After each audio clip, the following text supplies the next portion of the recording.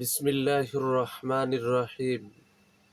আমি আজ সমাধান করব নবম ও দশম শ্রেণীর জেনারেল ম্যাথ বইয়ের অনুশীলনী 4.1-এর 8 নম্বর অঙ্কের। 8 নম্বর অঙ্কটা হচ্ছে এই যে আমি 8 নম্বর অঙ্কটা পাতায় নিলাম। এটা দুই পদ্ধতিতে সমাধান করা যায়।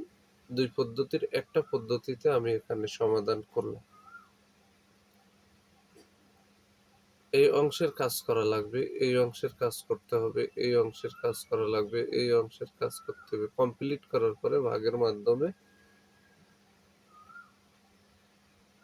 শেষ করা লাগবে। এখন এই যে ভিত্তি আছে 3, তার উপরে এম আছে, আবার এই ভিত্তি 3 তার উপরে 1 আছে। এক কথায় 3-র উপরে এমও আছে, 1ও আছে। এই যে এই 3-র উপরে এম গুণ এম স্কোয়ার আছে। এই 3-র উপরে এম গুণ -1, তাহলে প্লাসে মাইনাসে মাইনাস এম, এই 3-র উপরে মাইনাস এম আছে। এখন আমরা প্রত্যেকটা কাজ করে দেখি। এই যে 3 বসাই দিলাম, তার উপরে পাওয়ার আছে এম বসাই দিলাম। এই যে 3 বসাই দিলাম, তার উপরে পাওয়ার আছে 1 বসাই দিলাম। এখন এই যে 3 আমরা আগে বসাই দিলাম, এম গুণ এম, এম স্কোয়ার ইন্টু এই যে 3 আমরা এখানে বসাই দিলাম, তার 1-এর আগে মাইনাস, এম এর আগে প্লাস, প্লাসে মাইনাসে মাইনাস, এম ওকে এম, এই যে সুন্দর করে বসাই দিলাম। এবারে ভাগ চিহ্নটা দিলাম। এখানে কিন্তু এই 9-এর উপরে এম আছে, তাহলে আমরা এখানে 9-এর উপরে যখন এম আছে তখন কিন্তু আমরা এখানে একটু দেখাই দিই, এরকম ছিল, 9-এর উপরে এম ছিল। এখন কিন্তু এটারে আমি একেবারে সরাসরি এক লাইন গ্যাপ দিয়ে 9 টু এম লিখে দিচ্ছি, 9 টু এম লিখে দিচ্ছি। এখানে 9-এর উপরে কিন্তু এই এম হয়েছে, এই এমটা কিন্তু এই যে 9 এম হয়েছে, এরকম 9 পাওয়ার এম হয়েছে। সেটারে আমি এক লাইন গ্যাপ দিয়ে, যেহেতু 9 আবার ভাঙানো যায়, তাহলে 3-র উপর স্কোয়ার দিলে 9 ভাঙিয়ে যায়, আর ওর পরে তো 2 আছে, তাই এখানে এই অংশটা দিচ্ছি।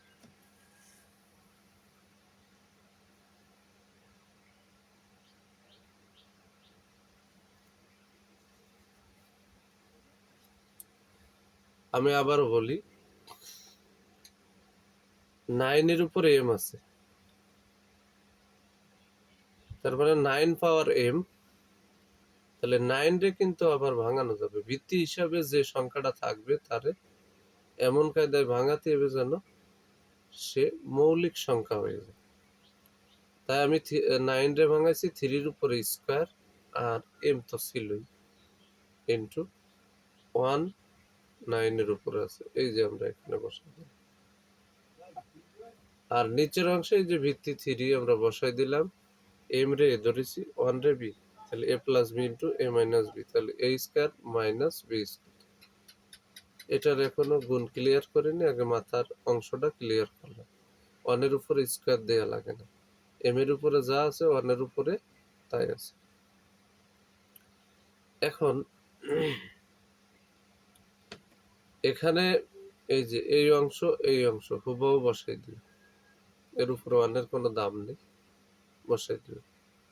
আর নিচে এই যে 3m স্কোয়ার, এরে কিন্তু আমরা এই 3m স্কোয়ার রে আমরা 3m ইন্টু 3m লিখতে পারি, 2m লিখতে পারি, আবার 9mও লিখতে পারি। যখন 9m হবে তখন কিন্তু 9 রে আবার ভাঙাতে হবে, এই কারণে 9m আমরা লিখবো না, এটারে আমরা 3m স্কোয়ার এই পজিশনে রাখতে পারি। 3m ইন্টু 3m আমরা বসাতে পারি, আবার 2mও এই যে স্কোয়ারটা এর খোলে দিয়ে m দিতে পারি, 2m এভাবেও লেখা যায়। তাহলে আমরা এখানে 3m স্কোয়ারে ভাঙায় 3m ইন্টু 3m করছি। আর এই যে 3^-m আছে, এই মাইনাস হওয়ার কারণে এটারে ভাগ আকারে করছে, এটারে নামাই নিয়ে আইছি, 1 উপরে রেখে আইছি, আর 3^-m যখন আমরা এরকম নিচে নামাই দিছি তখন ওই মাইনাস প্লাস হয়ে গেছে। এখন এইটা আর এইটা কাটা। হ্যাঁ, এখানে আর একটা পদ্ধতি অবলম্বন করা যায় এই অংশটারে। নিচেই যদি কোনো মাইনাস যুক্ত এরকম কোনো সংখ্যা থাকে, তাহলে যদি উপরে তুলে দিই তাহলে এই মাইনাস আর থাকে না।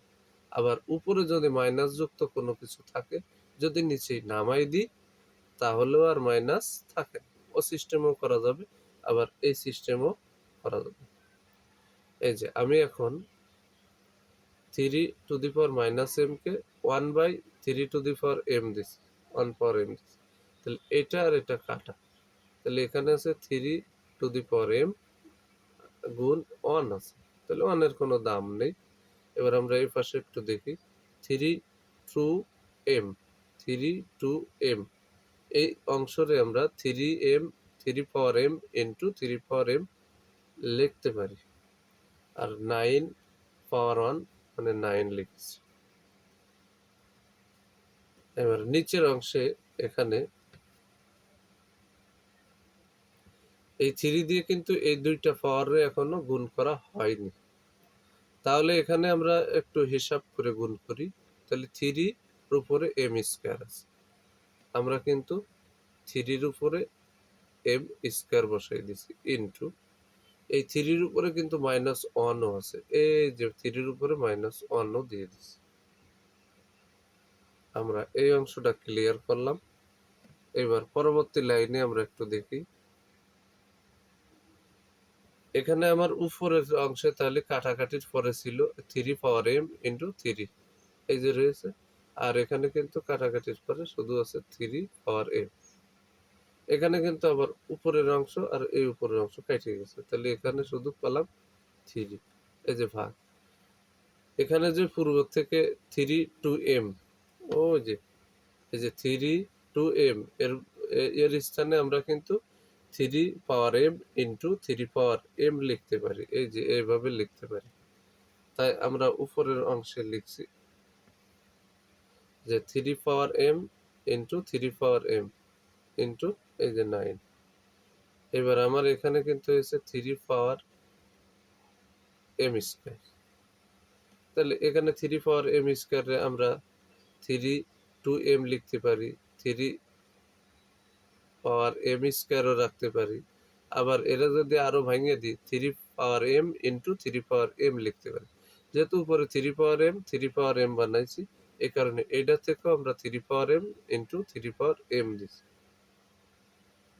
গুণ এখানে যেহেতু মাইনাস আছে তাহলে 1/3। এখন এখানে একটা বিষয় ক্লিয়ার করা দরকার, সেটা হচ্ছে আমি যখন এই অংশটারে নিচেই নামাই নিয়ে আইছি পুরোটা, তখন কিন্তু এই 1 সহ নামাই নিয়ে আইছি, যখন +1 এর মাথার পরে কিন্তু আছে। এই 1টারে কেউ যদি কল্পনা করে যে এই 1টারে উপরে রেখে আইছি আর এই 3 রে নামাই নিয়ে আইছি, তাহলে কিন্তু ভুল। আমরা এই 3 কেও নামাই নিয়ে আইছি, আবার এই 1 কেও নামাই নিয়ে আইছি, যেহেতু প্লাস হয়ে গেছে তাই মাথায় পাওয়ার হিসাবে 1 এর দাম নেই, তাই আমরা দিইনি।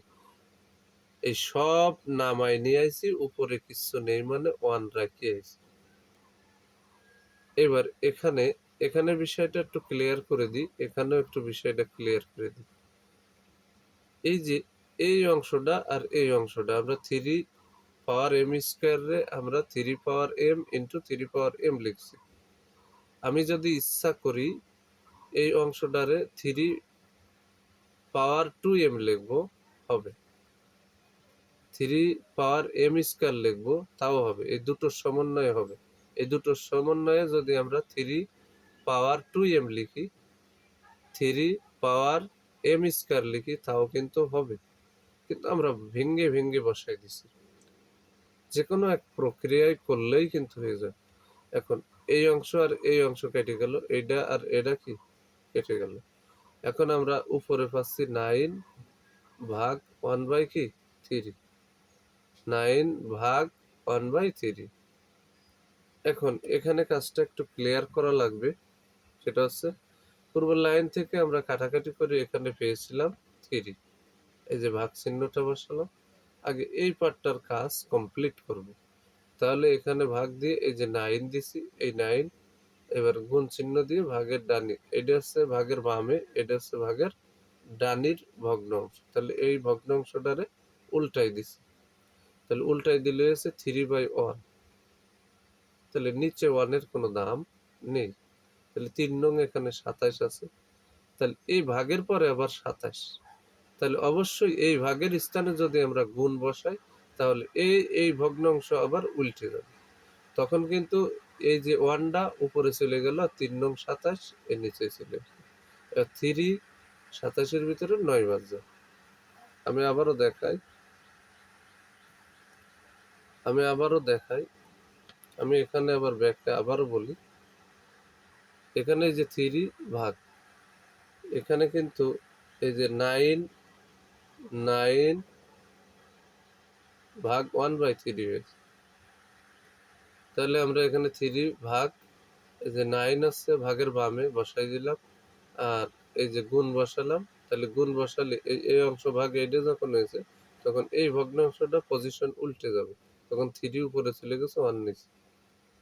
এখন প্রশ্ন, এখানে 3 নং 27/1 হয়েছে, তাহলে আমার এই ভাগেরও আবার গুণ বানানো লাগবে।